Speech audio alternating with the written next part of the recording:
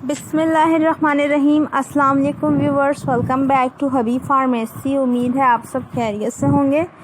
हर बार की तरह आज का टॉपिक भी हमारा बहुत ही ज़्यादा इन्फॉर्मेटिव और बेस्ट है, जो कि फ़ीमेल्स के लिए है, गर्ल्स के लिए है, वुमेंस के लिए है। पेनोरिड टैबलेट है। पेनोरिड टैबलेट आज मैं आपको इसका कंप्लीट रिव्यू दूंगी। सामी कंपनी की मैन्युफैक्चरिंग है।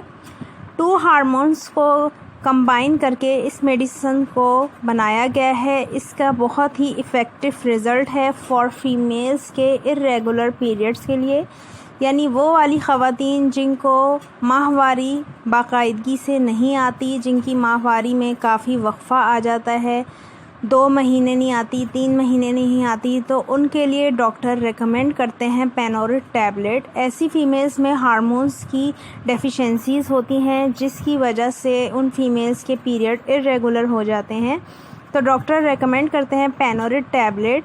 अगर हम इसके यूज़ की बात करें तो इस टैबलेट का इस्तेमाल आपने, अगर आपको माहवारी आए हुए 1.5 से 2 माह या 2.5 माह हो चुके हैं, तो आपने पहले तो अपने डॉक्टर से कंसल्ट करना है। उसके बाद आपके डॉक्टर रिकमेंड करते हैं तो इस टैबलेट का इस्तेमाल आपने रात को सोने से पहले करना है।